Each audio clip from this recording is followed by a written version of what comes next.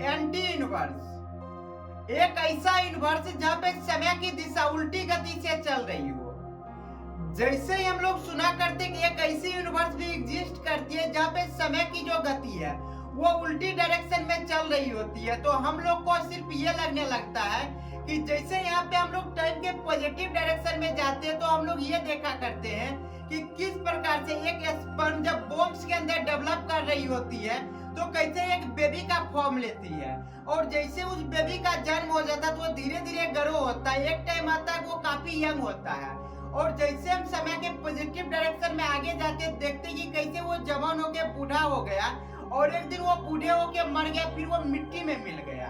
पर जब हम एंटी इनवर्स के बारे में सोचा करते हैं जहाँ पे समय उल्टी दिशा में चल रही होती है तो हमें ऐसा लगता है कि पहले लोग मिट्टी से जन्म लेते हैं, यानी कि मिट्टी से एक लाश बनती है, लाश के अंदर धीरे धीरे जान आती है जो बूढ़े की जान होती है और धीरे धीरे वो जवान होता है। एक समय ऐसा आता है वो श्रिंक होके बोम्स के अंदर चला जाता है, और जैसे ही गर्भ के अंदर जाता है तो टाइम के साथ साथ वो धीरे धीरे स्पर्म में बनता है और धीरे धीरे वहाँ पे सारी चीज खत्म हो जाती है, यानी कि वहाँ मौत से जिंदगी शुरू होती है और धीरे धीरे गर्भ में जाके खत्म होती है। जैसे कि हम लोग इस यूनिवर्स में देखा करते हैं कि कैसे गर्भ से जिंदगी शुरू होती है और बूढ़े होके मौत पे खत्म होती है, लेकिन एंटी यूनिवर्स में इसके उल्टा होता है। और दूसरा हम लोग ये सोचा करते हैं जैसे इसको हम यहाँ से छोड़ते कैसे ये नीचे की ओर आ रही है, तो एंटी यूनिवर्स में किसी भी चीज को छोड़ने के बाद ये धीरे धीरे ऊपर की ओर जा रही होगी, यानी कि इस दुनिया में हम लोग जितना भी चीज देखा करते हैं इसके सीधा अपोजिट हो रही होती है, यानी कि इस टाइप का जितना भी हम लोग का प्रोस्पेक्टिव है वो पूरी तरह से सही है। लेकिन फिर सवाल ये उठता है कि कैसे एंटी यूनिवर्स के दुनिया में इफेक्ट पहले देखने को मिलती है और काउच बाद में। जैसे कि इस यूनिवर्स में हम लोग देखते हैं अगर इस माउस को ऊपर की ओर फेंकते हैं तो फेंकने की वजह से ये ऊपर गई, यानी कि कारण पहले हो रही है जिसका इफेक्ट हमें बाद में देखने को मिल रही है। पर एंटी यूनिवर्स में क्या हो रही होगी कि पहले ये नीचे आ रही होगी फिर हमारा हाथ नीचे से ऊपर जाएगा। जैसे कि हम लोग देखा करते हैं कि किसी भी गिलास को अगर टेबल पे रखे हैं तो अगर उसको नीचे गिराते हैं तो जमीन पे टकराती है और फूट जाती है। पर जब हम एंटी यूनिवर्स में जाके देखेंगे तो हमें ये पता चलेगा कि पहले गिलास टूटी हुई थी जो नीचे से ऊपर आ रही थी और टाइम के साथ साथ जब वो टेबल पे आई तब वो पूरी तरह से जुट गई, यानी कि इस यूनिवर्स में जो हम गिलास गिराए थे वो उसका कारण था और नीचे जो फूटा गिलास गिर के वो उसका इफेक्ट देखने को मिली। पर एंटी यूनिवर्स में समय उल्टा चला करती है तो वहाँ पे होता ये है कि पहले हमें इफेक्ट देखने को मिलती है फिर काउच देखने को मिलती है, यानी कि पहले टूटा हुआ गिलास जो हमें दिखेगी वो उसका इफेक्ट रहेगी, लेकिन टाइम के उल्टी डायरेक्शन में जब हम थोड़ा आगे जाएंगे तब हमें ये पता चलेगा कि वो टेबल पे आके जब बैठ जाती है तो गिलास पूरी तरह से सही हो जाती है, यानी कि पहले यहाँ इफेक्ट देखने को मिलती है फिर काउच देखने को मिलती है। तो अब थोड़ा हम इसको और गहराई में समझते हैं कि वहाँ पे फिजिक्स कैसे काम करती है और जो हमें ये दिखाई पड़ती है। जैसे हम किसी भी यूनिवर्स को एंटी यूनिवर्स कहते हैं, यानी कि जो नथिंगनेस से दो यूनिवर्स निकला था हमेशा यहाँ पे दो के फॉर्म में निकलता है जहाँ पे एक के अपोजिट को दूसरा बनना पड़ता है नेचर को बैलेंस करने के लिए, और फिजिक्स का जो लॉ होता है मास ऑफ कंजर्वेशन इसको बनाए रखने के लिए, क्योंकि अगर कोई सा भी चीज नॉन एग्जिस्टेंस अगर एग्जिस्टेंस में आएगी तो उसे फिजिक्स का नियम फॉलो करना ही पड़ेगा। अगर वो फिजिक्स का रूल फॉलो नहीं करती है तो वो चीज नॉन एग्जिस्टेंस से एग्जिस्टेंस में आएगी ही नहीं। एंटी इनवर्स, जब भी हम एंटी इनवर्स की बात करते हैं यानी कि इनवर्स के आगे एंटी वर्ड को लगा देते हैं या फिर हम ये कहते हैं कि निगेटिव इनवर्स, इन चीजों के सुनने से हमें ये पता चलने लगती है कि एक ऐसा इनवर्स जहाँ पे इस यूनिवर्स के अपोजिट सारा चीज हो रही होगी, यानी कि दूसरे यूनिवर्स जो कि एंटी यूनिवर्स की हम बातें करते हैं तो हम ये समझते हैं वहाँ जो ग्रेविटी होती है वो एंटी ग्रेविटी होती है, वहाँ की लाइट एंटी लाइट हुआ करती है, वहाँ की टाइम निगेटिव टाइम हुआ करती है, यानी कि हर एक चीज के पीछे माइनस का साइन जब हम लगा देते हैं तो इससे हम समझने लगते हैं कि ये सारी चीजें एंटी यूनिवर्स की बातें हो रही है, यानी कि वहाँ समय उल्टी चल रही होगी, समय की जो व्यवहार होगी वो उल्टा हो रहा होगा और जो ग्रेविटी होगी वो अपोजिट में काम कर रही होगी। जैसे कि हम लोग यहाँ पे समझते हैं कि ग्रेविटी हर चीजों को अट्रैक्ट करती है, पर वहाँ पे जो एंटी इनवर्स में ग्रेविटी होगी वो हर एक चीज को रिपेल कर रही होगी, यानी कि जैसे ही किसी चीज को हम छोड़ेंगे तो ये ऑपोजिट डायरेक्शन में जाने लगेगी, यानी कि नीचे से ऊपर की डायरेक्शन में जाने लगेगी। पर सच्चाई ऐसा नहीं होता है, होता यह है कि जब भी हम निगेटिव साइन का यूज करते हैं या फिर जब कहते हैं एंटी इनवर्स, तो यहाँ पे ये सिर्फ एक मैथमेटिकल टूल होता है जिसे हम समझने के लिए कहते हैं, जिसे हम डिफरेंशिएट करने के लिए कहते हैं कि जैसे ये एक इनवर्स है और इसके अपोजिट इनवर्स की जब हम बात करते हैं तो उसको सिर्फ इनवर्स बोलेंगे। तो हमें ये समझने में परेशानी होगी कि कैसे दो इनवर्स को एक ही नाम से हम बोलेंगे। तो क्या करते हैं, वहाँ के चीजों में एंटी लगाना शुरू करते हैं या फिर निगेटिव चीजें लगाना शुरू करते हैं। जैसे अगर प्लस टी है, यानी कि जब हम टाइम की बात करते हैं तो इसके अपोजिट में जब हम टाइम की बात करेंगे तो वहाँ पे हम बोलते हैं माइनस टी, जिससे हमें ये समझ आने लगती है कि ये टाइम के निगेटिव डायरेक्शन में जा रही है। जो प्लस टी है वो टाइम के पॉजिटिव डायरेक्शन में जा रही है, जबकि सच्चाई ये होती है कि टाइम कभी भी निगेटिव डायरेक्शन में जा नहीं सकती। यानी कि अगर कुछ चीज टाइम के इस डायरेक्शन में जा रही होती है और हम इस डायरेक्शन में चल रहे होते हैं, तो हमें देख के ये लगता है इस साइड जो टाइम जाएगी वो निगेटिव टाइम है और इस साइड जो टाइम जाएगी वो पॉजिटिव टाइम है। यानी कि ये जितनी भी चीजें हम किया करते हैं टाइम की बातें, जहाँ टाइम पॉजिटिव हो या निगेटिव, ये सिर्फ ऑब्जर्वर के बेसिस पे होती है। अगर हम एंटी इनवर्स में जाके रहेंगे तो हमें ये लगेगा कि वहाँ जो समय चल रही है वहाँ वो समय भी पॉजिटिव ही चल रही है। जैसे कि हम लोग को यहाँ पे लगता है कि सारा कुछ पॉजिटिव चीजों से बनी हुई है, पॉजिटिव एनर्जी, पॉजिटिव ग्रेविटी, हर एक चीज पॉजिटिव चीजों से। क्योंकि हम इस यूनिवर्स में रहते हैं तो हमें ये पता चलता है कि यहाँ पे जो भी चीजें हो रही है वो पॉजिटिव में हो रही है, क्योंकि हम लोग ऑब्जर्वर भी यही के हैं और ऑब्जर्व भी इसी चीजों को कर रहे होते हैं।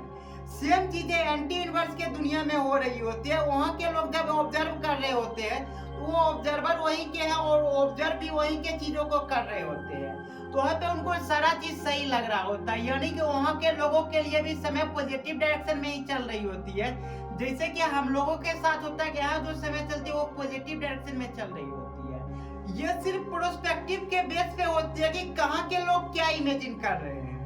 यानी कि अगर इस यूनिवर्स से बैठ के अगर हम एंटी यूनिवर्स के बारे में सोचने की कोशिश करेंगे या फिर देखने की कोशिश करेंगे तो हमें यहाँ पे ये दिखाई देगी कि कैसे लोग वहाँ पे मिट्टी से निकलते हैं, यानी कि मिट्टी से बूढ़े लोग निकलते हैं, फिर वो जवान होते हैं, फिर वो बच्चे होते हैं, फिर श्रिंक होके वो बॉम्ब में चले जाते हैं, फिर वो स्पर्म बन के खत्म हो जाते हैं।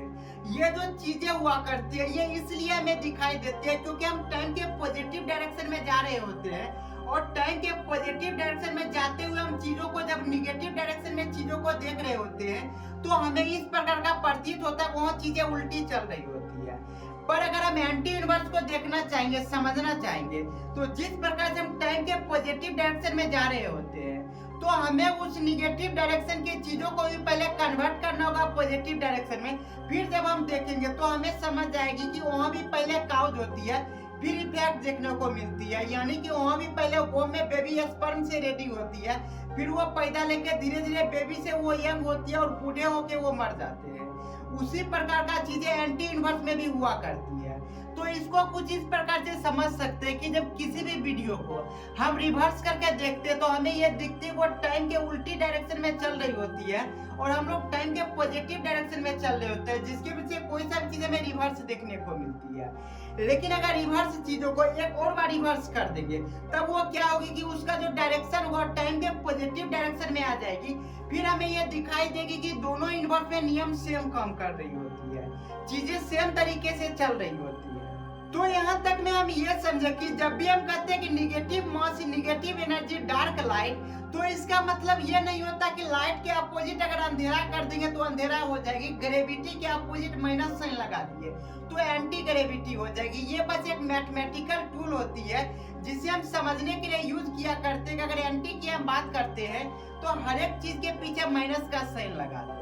अब थोड़ा इसको हम एक और नजर से देखने की कोशिश करते हैं कि जैसे इस यूनिवर्स में बैठ के हम जब बात करते हैं दूसरे यूनिवर्स की तो हम बोला करते हैं वो जो यूनिवर्स है वो एंटी यूनिवर्स है। सेम ऐसा ही चीज वहाँ के लोगों का सोचना होता होगा कि जब वहाँ के लोग सोचते होंगे इस यूनिवर्स के बारे में तो वो अपने यूनिवर्स को यूनिवर्स बोलते होंगे और हमारे यूनिवर्स को एंटी यूनिवर्स बोलते होंगे। यानी कि वहाँ के लोग समझते होंगे कि हम एंटी यूनिवर्स में हैं, जबकि अगर हम एंटी यूनिवर्स में है भी तो यहाँ पे हम देखते हैं किस प्रकार से सारा चीज नॉर्मल वर्क कर रही होती है। पहले कोई भी चीज फेंकते हैं तब ऊपर जाती है और फिर वो ग्रेविटी के कारण नीचे आती है। यानी कि वो लोग जब बात कर रहे होते हैं हम लोग के बारे में तो वो लोग कहते होंगे कि यहाँ जो चीजें बनी है वो एंटी एनर्जी से बनी है, एंटी लाइट से बनी है। यहाँ पे सारा कुछ एंटी में काम कर रही होती है, यानी कि यहाँ का ग्रेविटी निगेटिव होगी, यहाँ का टाइम निगेटिव होगी, हर एक चीज निगेटिव होगी। पर ये इसलिए लगता है कि वो उस यूनिवर्स में बैठ के इस यूनिवर्स की बातें करते हैं, और सेम जब हम इस यूनिवर्स में बैठ के उस यूनिवर्स की बातें करते हैं, इसलिए हमें सारा कुछ उल्टा प्रतीत हो रही होती है, जबकि हकीकत में सारा कुछ वैसा ही काम कर रही होती है जैसे कि इस यूनिवर्स में काम कर रही होती है।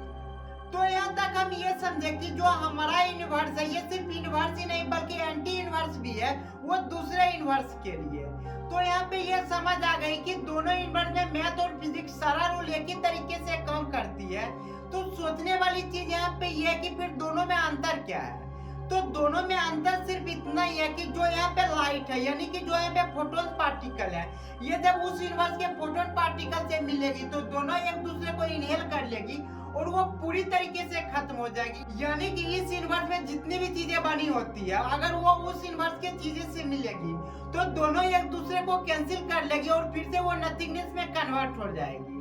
दोनों में बुनियादी अंतर सिर्फ इतना ही है कि दोनों एक दूसरे के अपोजिट प्रॉपर्टी से बने हुए हैं। जिस दिन दोनों एक दूसरे से मिलेंगे ये पूरी तरीके से खत्म हो जाएंगे। यानी कि जिस दिन एंटी यूनिवर्स और यूनिवर्स दोनों एक दूसरे से मिलने आएंगे, जहाँ पे हम ये कह सकते हैं कि यहाँ पे इसके पास अगर पॉजिटिव मास है तो इस यूनिवर्स के पास निगेटिव मास है, ये दोनों जब एक दूसरे से मिलने आएंगे तो यहाँ पे सिर्फ ये मिलेंगे ही नहीं बल्कि काफी स्पीड से एक दूसरे को अट्रैक्ट करेंगे एक्सीलरेशन के फॉर्म में। जैसे कि हम लोग देखा करते हैं कि किस प्रकार से हमारा यूनिवर्स सिर्फ फैल ही नहीं रही है बल्कि एक्सीलरेट होकर फैल रही है, उसी प्रकार से जब दोनों यूनिवर्स एक दूसरे से मिलने आएंगे तो सिर्फ ये मिलने ही नहीं आएंगे बल्कि एक्सीलरेट होकर एक दूसरे को काफी स्पीड से अट्रैक्ट करेंगे और ये नथिंगनेस में कन्वर्ट हो जाएंगे। सिर्फ इतना ही अंतर होती है दोनों यूनिवर्स में कि दोनों जो चीजें बनी होती है वो एक दूसरे के अपोजिट मटेरियल से बनी होती है। पर अगर जहाँ पे सारा चीज अपोजिट मटेरियल से ही बनी होगी तो वहाँ पे जो ग्रेविटी होगी वो उसी प्रकार से काम करेगी। अगर हम माइनस साइन लगा के समझने की कोशिश करते हैं कि जैसे यहाँ सारा कुछ एनर्जी से बनी होती है और वहाँ का सारा चीज एंटी एनर्जी से, तो जैसे ही सारा चीज एंटी एनर्जी से बनी होती है तो वहाँ पे सारा चीज जो बनी हुई है वो एंटी मटेरियल से बनी हुई है। तो होता ही है कि सारा का जो निगेटिव साइन है वो एक दूसरे को कैंसिल कर लेती है और वहाँ भी फिजिक्स का नियम उसी तरीके से काम करती है। जैसे कि हम यहाँ पे देखा करते हैं कि सारा कुछ मटेरियल से बनी होती है, यानी कि सारा चीज के पास पॉजिटिव मास हुआ करती है जिसके वजह से ग्रेविटी एक दूसरे को अट्रैक्ट करती है। उसी प्रकार से जब हम एंटी यूनिवर्स में जाते हैं और सारा चीज देखते हैं कि निगेटिव चीजों से बनी होती है, यानी कि वहाँ भी जो ग्रेविटी का वर्क होती है, ग्रेविटी का जो नेचर होती है वो अट्रैक्शन का ही होती है, वो रिपल्सन का नहीं होती।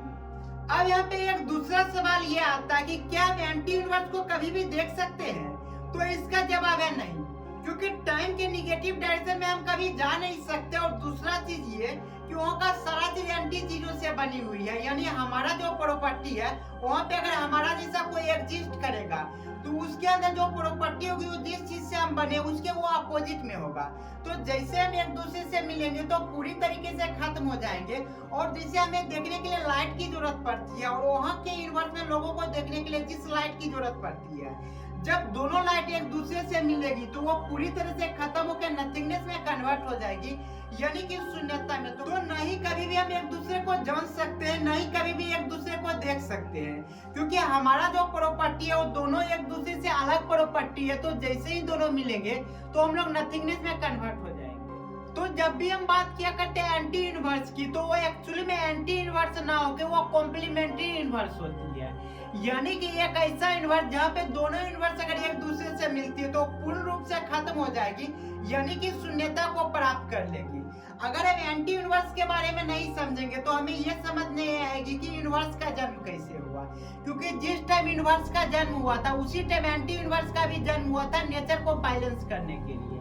तो एंटी यूनिवर्स भी उतना ही जरूरी है जितना कि यूनिवर्स जरूरी है। ये ठीक वैसी ही बातें हैं जैसे कि अगर हम आईना के सामने खड़े होते हैं तो हम देखते हैं आईना में हमारी तस्वीर होती है, लेकिन आईना से अगर हम दूर चले जाते हैं, यानी कि आईना के साइड से हम हट जाते हैं तो हमें दिखाई पड़ती है कि आईने के अंदर जो हमारी तस्वीर थी वो भी पूरी तरीके से गायब हो जाती है। यानी कि इस यूनिवर्स में हमारा रहने का मीनिंग तब तक ही होता है जब तक एंटी यूनिवर्स में हमारा जैसा ही चीजें हो रही होती है। तो यहाँ पे एक सवाल और आता है कि क्या एंटी यूनिवर्स में जो चीजें हो रही होती है क्या सेम इसी यूनिवर्स की तरह हो रही होती है?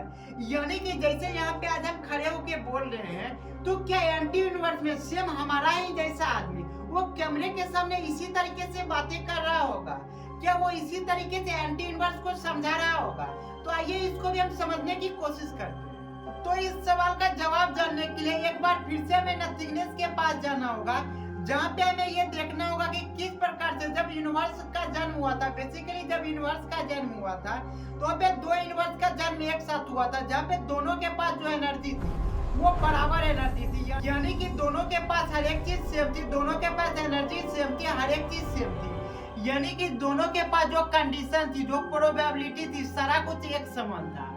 दोनों के पास जो इंट्रोपी थी वो सारा कुछ सेम था। यानी कि जो चीज इस डायरेक्शन में होगी वही चीज इस डायरेक्शन में भी होगी। जिस तरह हम आईना के सामने देखते हैं कि जो चीजें इस साइड हो रही होती है वही चीजें मिरर के अपोजिट डायरेक्शन में भी हो रही होती है, तो वही चीज एंटी यूनिवर्स में भी हो रही होती है। जैसे कि हम यहाँ पे इस माउस को ऊपर किए तो एंटी यूनिवर्स में भी इसी प्रकार का सेम घटना हो रही होगी। तो अगर यहाँ पे आप सोच रहे होंगे कि ऐसा कैसे पॉसिबल है कि एंटी यूनिवर्स में भी सेम घटना हो रही होगी, तो इसको हम दो एनालॉजी से समझते हैं। पहले अब आप इमेजिन करिए कि यहाँ पे एक आईना रखी हुई है और आईना में हम देख के इसको उछाल रहे हैं, तो हम देखते हैं कि किस प्रकार से सेम चीज आईना के भी अंदर होते देखते हैं कि कैसे इस माउस को ऊपर हम जाते देखते हैं, जैसा कि यहाँ फेंक रहे होते हैं उसी प्रकार से आईना के अंदर भी हो रही होती है। ये इसलिए भी हो रही होती है कि जो कंडीशन यहाँ पे हमें दिखाई देती है सेम डिट्टो कंडीशन आईना के अंदर भी एग्जिस्ट कर रही होती है, जिसकी वजह से हमें इसका रिफ्लेक्शन दिखती है। तो इसको हम एक और एनालॉजी से समझ सकते हैं कि बहुत बार जब हम फ्यूचर में आ जाते हैं, यानी कि अभी जब हम प्रेजेंट में जी रहे होते हैं और जब हम पास्ट में लिए गए अपने डिसीजन को देखते हैं तो हमें ऐसा लगता है कि काश अगर हम उस समय ये डिसीजन लिए होते तो आज हम यहाँ पे नहीं होते। यानी कि अगर हमें पास्ट में जाने की मौका मिलेगा तो हम उस सारे डिसीजन को चेंज कर देंगे जो हम गलत डिसीजन लिए थे। पर सच्चाई ये है कि अगर हम पास्ट में भी जाएंगे और वहाँ पे सारा एनवायरनमेंट उसी प्रकार से कर देंगे, सारा कंडीशन उसी तरह से,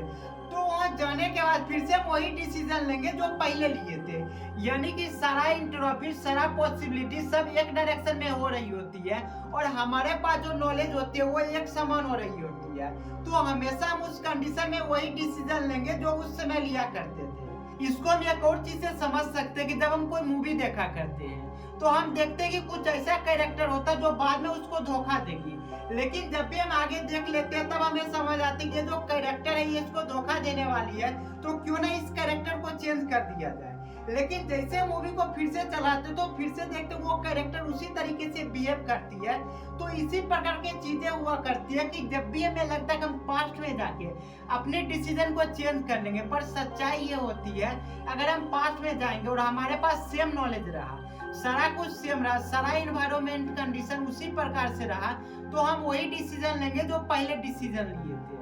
तो यही चीजें एंटी यूनिवर्स में हो रही होती है कि इस यूनिवर्स का मिरर रिफ्लेक्शन उस यूनिवर्स में हुआ करती है। यानी कि उस यूनिवर्स के लोग भी यही सोचा करते होंगे कि हमारा जो मिरर रिफ्लेक्शन है वो इस यूनिवर्स में एग्जिस्ट कर रही होती है। तो फाइनली आज के इस एपिसोड में हम समझे कि एंटी यूनिवर्स क्या होती है, कैसे जो इसी यूनिवर्स में हो रही होती है, सेम इसी प्रकार की घटना एंटी यूनिवर्स में भी हो रही होती है। तो अब हमारा अगला सवाल ये उठती है कि धरती पे जीवन का जन्म कैसे हुआ? पहला जो जीवन धरती पे आई उसकी शुरुआत कैसे हुई? क्या सिर्फ धरती पे ही जीवन की उत्पत्ति हुई है या फिर और भी ग्रह पे हुए हैं और भी यूनिवर्स में हुए हैं?